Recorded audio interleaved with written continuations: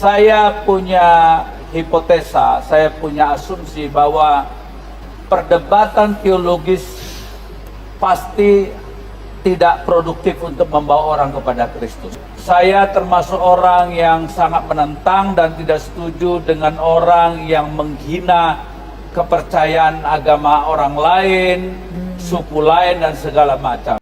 Itu sebabnya saya berani berkata, kalau saya misalnya ditangkap aparat terkait oleh karena saya menghina, melecehkan, merendahkan keyakinan orang lain, itu bukan salib.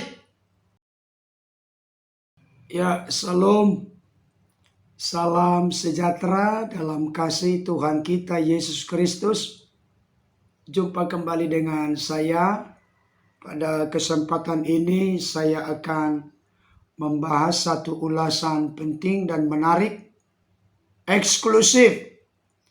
Nasihat Pendeta Dr. Juniprus Gultom ke para debaters dan apologet Kristen. Sebelum saya lebih jauh memberikan ulasan tentang hal ini, ada baiknya kita saksikan dulu pernyataan dari hambanya Pendeta Dr. Juniprus Gultom berikut ini. Satu konferensi pernah diselenggarakan, konferensi misi. Lalu pembicaranya sebelum memberikan papernya, dia tanya kepada audiens, berapa banyak di antara Anda coba berdiri yang menerima Yesus karena Anda dimenangkan dalam sebuah perdebatan doktrinal. Itu yang berdiri sedikit sekali, tidak lebih dari 5%. Tapi ketika ditanya sama pembicara, siapa di antara Anda menjadi orang Kristen karena sahabatmu, keluargamu, atau orang yang dekat sepekerjaan dengan kamu menunjukkan kasih dan persahabatan yang tulus, dan itu 90% ke atas itu mereka berdiri. Artinya, saya nggak tahu survei di Indonesia, tapi saya punya hipotesa, saya punya asumsi bahwa perdebatan teologis pasti tidak produktif untuk membawa orang kepada Kristus. Jadi, yang mau saya garis bawahi bukan berarti kita tidak boleh dalam pelayanan ini. Kalau ada orang punya passion di bidang perdebatan, seperti Paulus berdebat di Areopagus dengan orang Gnostik, orang Stoa, Epikuros, dan segala macam, silakan. Tetapi yang paling penting, saya mengutip di dalam 1 Petrus pasal 3 ayat 15, kuduskanlah Kristus dalam hatimu sebagai Tuhan, siap sedialah dalam waktu untuk memberikan pertanggungjawaban kepada tiap-tiap orang yang minta pertanggungjawaban ini. Perhatikan ada 3 hal sikap kita. Yang pertama adalah dengan lemah lembut. Yang kedua dengan hormat. Dan yang ketiga dengan hati nurani yang murni.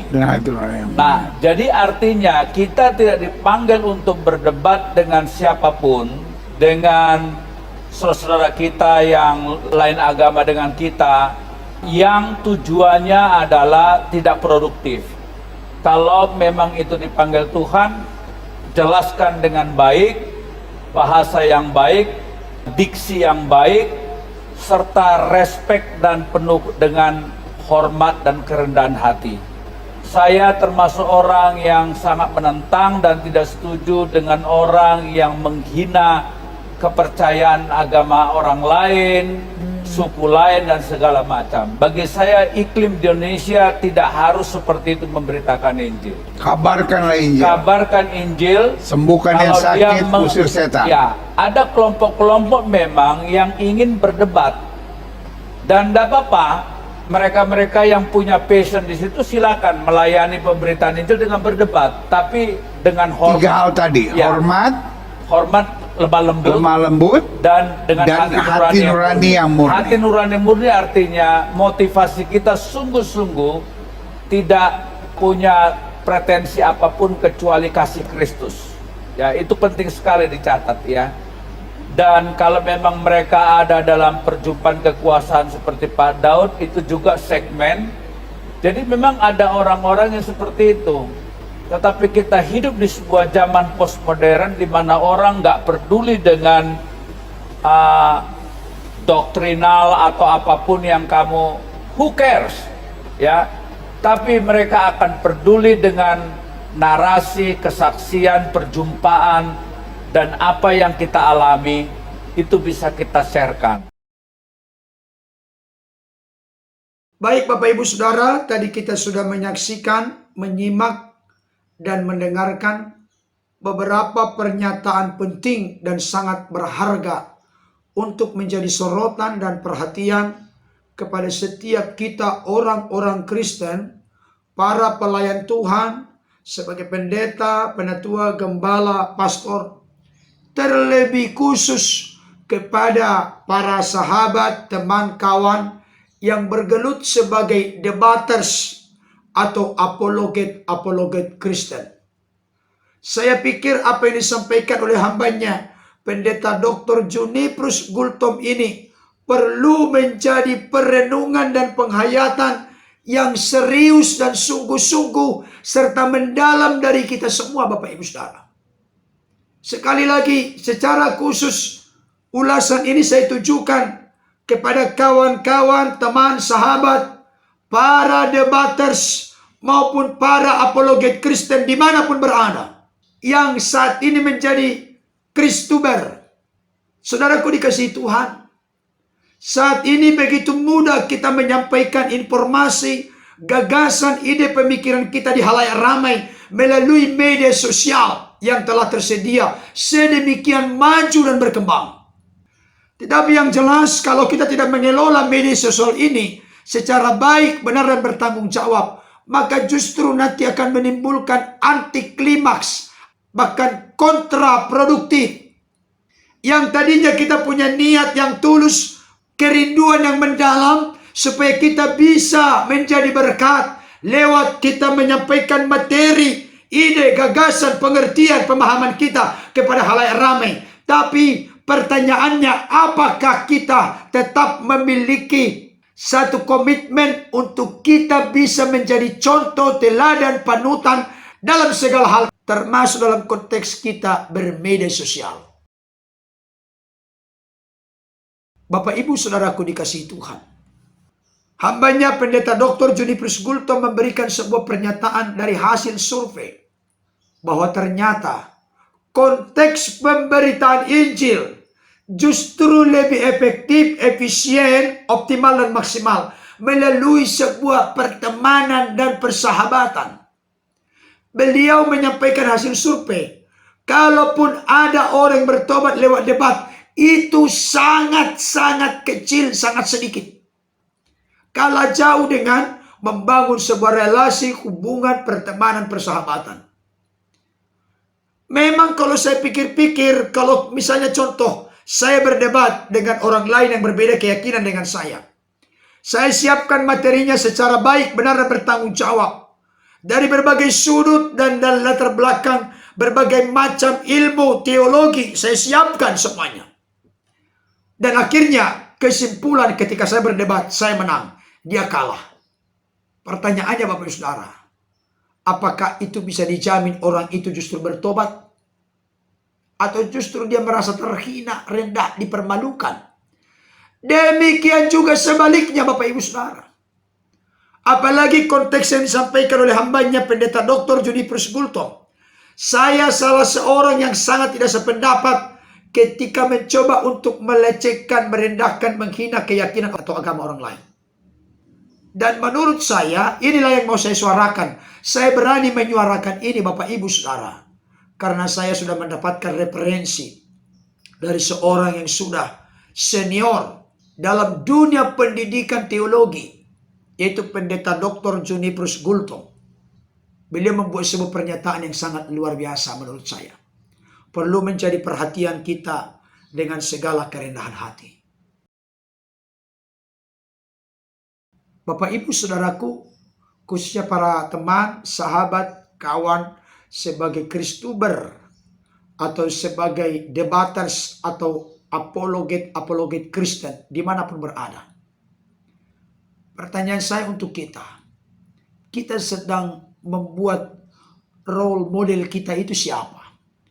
Bagi saya secara pribadi, kalau kita melihat dari sudut kebenaran firman Tuhan, Yesuslah contoh teladan kita yang sempurna. Yesus yang terutama dan pertama memang Tuhan Juru Selamat dalam hidup kita. Yesus sang penyembuh bagi kita. Tetapi jangan lupa, sang firman berkenan turun menjadi manusia oleh kehendak karunia Bapa untuk menunjukkan role model kepada kita. Inilah pribadi yang memiliki sikap sempurna, bagaimana berinteraksi dengan orang-orang lain yang berbeda keyakinan. Saya mau tanya kepada kita jujur. Memang sekarang ini seringkali kita merasa diri mau menyuarakan kebenaran. Tapi kalau seperti yang disampaikan oleh hambanya Pendeta Dr. Junipers Gultom, dan seperti yang saya sampaikan karena saya sependapat sepenuhnya dengan apa yang disampaikan. Apakah dengan mengatakan seperti ini saya menjadi musuh dari kawan-kawan semua? No, tidak. Kita perlu sebagai sesama orang percaya, sesama orang Kristen, saling mengingatkan satu dengan yang lain supaya jangan sampai seperti mobil yang terjun dari puncak menuju Jakarta tanpa rem. Mau mobil apapun itu, mobil bagus, mobil super terbaik, saya tidak akan mau naik itu kalau tidak ada remnya. Ini gambaran kepada kita semua. Sebagai debaters, apologet Kristen, mari kita coba mulai berbenah, cooling down, merendahkan hati. Apakah yang kulakukan ini menjadi berkat atau justru semakin menyebarkan kemarahan, kebencian, kesalahpahaman satu dengan yang lain? Apakah kita dengan mengatakan sebagai seorang debaters, apologet Kristen, tapi kita merusak bingkai-bingkai kebersamaan, toleransi, kesatuan di tengah-tengah bangsa kita? Menurut saya tidak wise, tidak bijaksana. Yesus tidak pernah melakukan cara-cara menghina orang lain. Tidak ada. Mungkin Bapak Ibu Saudara akan berkata kepada saya, Pak Pendeta, saya tidak terima Bible Kristen dituduh palsu, dongeng, fiktif. Saya tidak terima mereka berkata Yesus diangkat menjadi Tuhan di Konsili Nikea Konstantinopel 325. Saya tidak terima kalau Yesus dihina, direndahkan. Saya mau saya kasih tahu kepada seluruh debaters, apologet Kristen dimanapun berada. Tolong disimak, diperhatikan dulu apa yang saya ngomong ini. Jangan langsung kita menghakimi satu dengan yang lain. Adakah sisi baik dari apa yang saya sampaikan? Jangan-jangan selama ini kita sudah kebablasan, tidak ada lagi kontrol, tidak ada lagi kendali. Mengatasnamakan kita berdiri membela kebenaran, tapi ternyata sudah lari dari apa yang dimaksudkan oleh kebenaran firman Tuhan. Seperti saya katakan tadi, mungkin kita berkata, mereka sangat menghina, merendahkan kita, siapapun itu. Pertanyaan saya, apakah dengan cara mereka melakukan demikian, tuduhan-tuduhan, menyalahpahami keyakinan kita, kita membalasnya dengan cara yang salah juga? Tidak mungkin. Saya kasih tahu, ingatkan kepada kita, yang negatif tidak mungkin dikalahkan dengan yang negatif. Negatif selalu dikalahkan dengan yang positif. Yang jahat tidak mungkin bisa dikalahkan dengan yang jahat. Selalu dikalahkan dengan yang baik. Itu sebabnya Rasul Paulus berkata dalam Roma 12 ayat 21. Janganlah engkau kalah dengan kejahatan, kalahkanlah kejahatan dengan kebaikan. Kalau ada orang-orang di luar sana menyalahpahami keyakinan kita, mari kita jangan membangun narasi untuk menghina, merendahkan sesembahan mereka, Tuhan mereka, kitab suci mereka, nabi mereka. Jangan Bapak Ibu Saudara. Kita sedang berperan di sana bukan menjadi saksi Kristus. Ini serius. Itu sebabnya saya berani berkata, kalau saya misalnya ditangkap aparat terkait oleh karena saya menghina, melecehkan, merendahkan keyakinan orang lain, itu bukan salib. Itu kebodohan dan kecerobohan. Saya perlu sampaikan ini kepada kita Bapak Ibu Saudara. Supaya ada semacam pembanding untuk membuat kita berpikir. Saya salut dan hormat kepada saudara-saudaraku, para sahabat, teman, kawan, Kristen yang begitu getol dan gigih menyuarakan kebenaran. Saya bangga dan salut.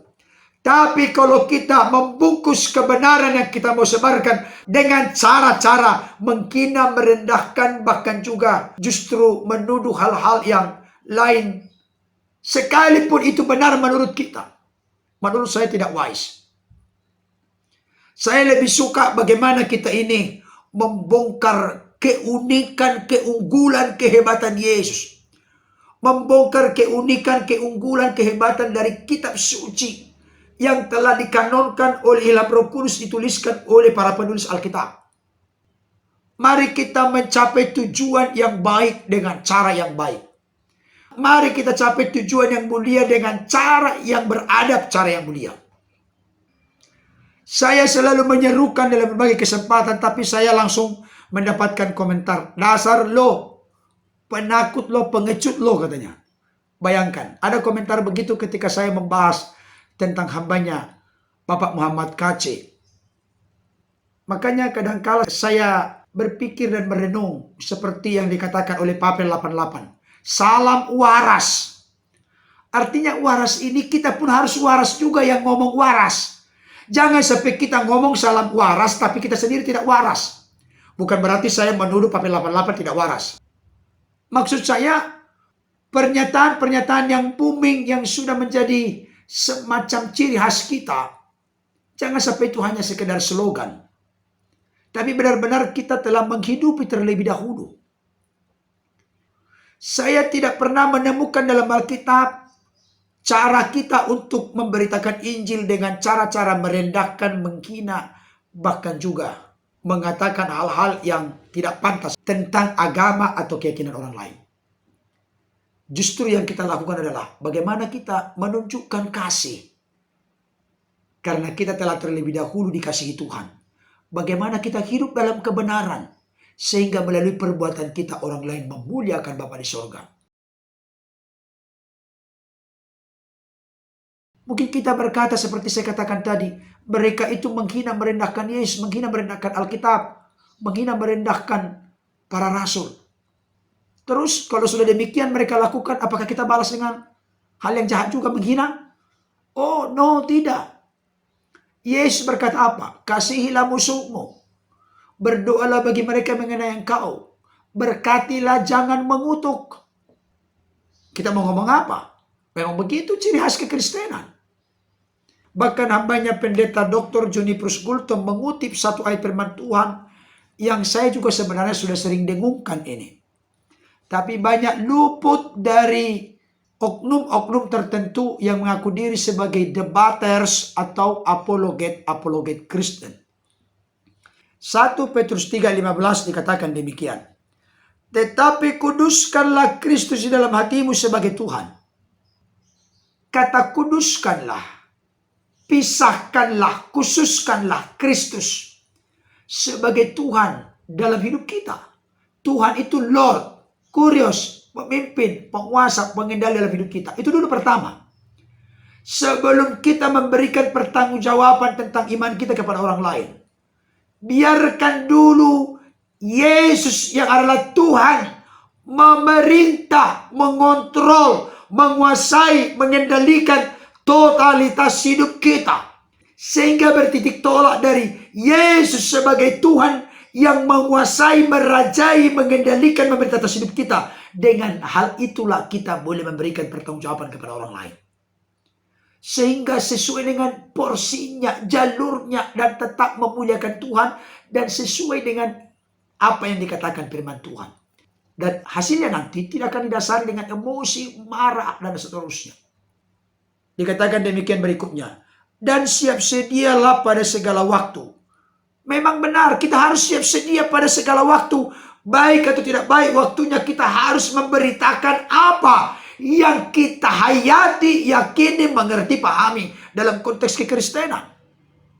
Harus siap sedia. Pada segala waktu untuk memberi pertanggungan jawab kepada tiap-tiap orang yang meminta pertanggungan jawab dari kamu tentang pengharapan yang ada padamu.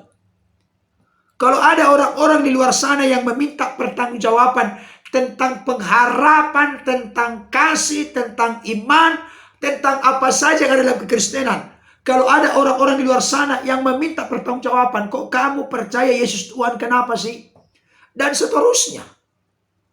Kalau mereka ingin tahu, mereka ingin bertanya kepada kita tentang apa yang kita yakini, kita pahami, mengerti, hidupi, percayai, kita harus memberikan pertanggungjawaban.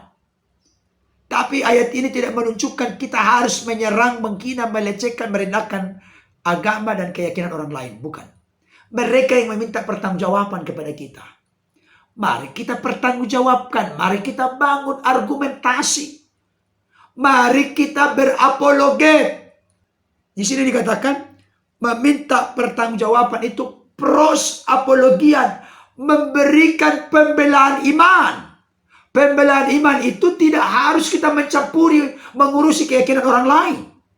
Sehingga ciri khas dari ajaran kasih dalam kekristenan itu semakin menonjol, semakin mendominasi, semakin mewarnai kehidupan kita, dan hal itu akan berdampak kepada orang lain di sekitar kita.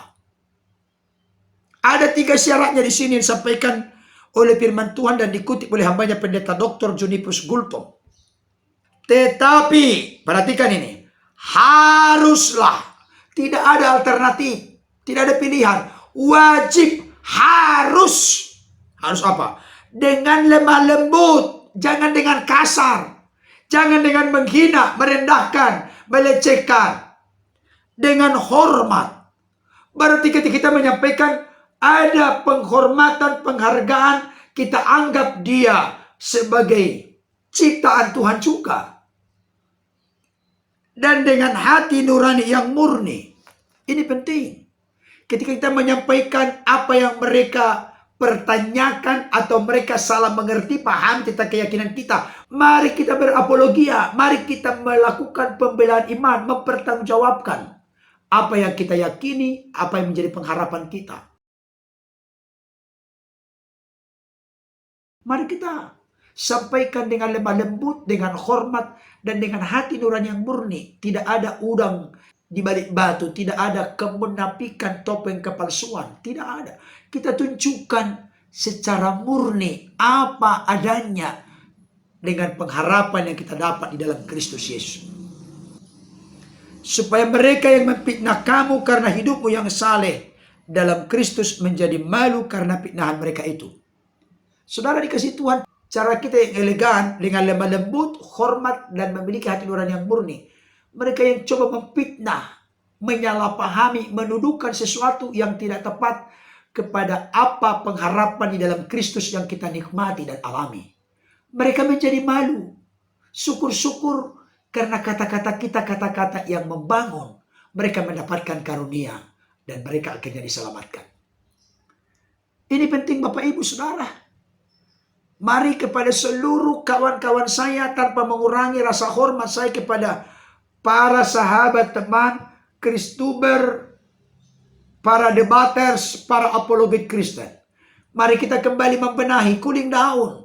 Jangan sampai tensi tinggi, membawa perdebatan, permusuhan, dan lain sebagainya. Jangan kita merasa kita sedang menyampaikan kebenaran, menyampaikan Injil, tapi kita telah turut serta membawa suasana yang tidak kondusif, keruh antara kita dengan orang-orang berkeyakinan lain.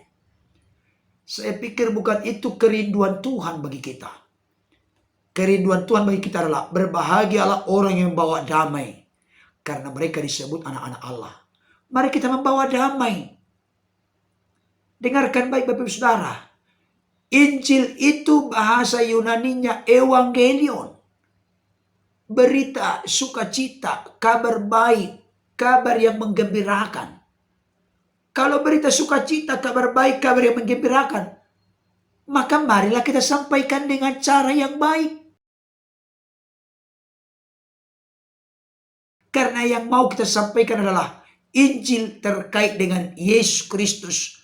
Bagaimana kedatangannya turun dari sorga, bagaimana dia lahir di kandang yang hina, bagaimana dia akhirnya melayani selama 3,5 tahun, bagaimana akhirnya dia disalibkan, dia mati, dikuburkan, dia bangkit pada hari ketiga, menampakkan diri 40 hari kepada murid-muridnya, bahkan juga dia naik ke sorga. Dia turunkan curahkan Roh Kudus menyertai orang percaya tinggal dalam diri kita. Kalau Yesus adalah Tuhan kita, kalau Roh Kudus tinggal dalam diri kita, marilah kita mempertanggungjawabkan iman kita dengan cara yang lemah lembut, hormat, dan hati nurani yang murni. Kiranya ulasan ini dapat menjadi berkat bagi kita, khususnya bagi kawan, teman, sahabat, para debaters, Kristuber, dan para apologet Kristen dimanapun berada. Saya berharap pesan ini dapat dimengerti, dipahami, bukan justru menimbulkan pro kontra baru lagi. Mari kita dengar rendah hati untuk menerima masukan yang membangun, konstruktif, positif dari siapapun, termasuk dari sesama kita orang-orang percaya. Tuhan Yesus memberkati. Amin.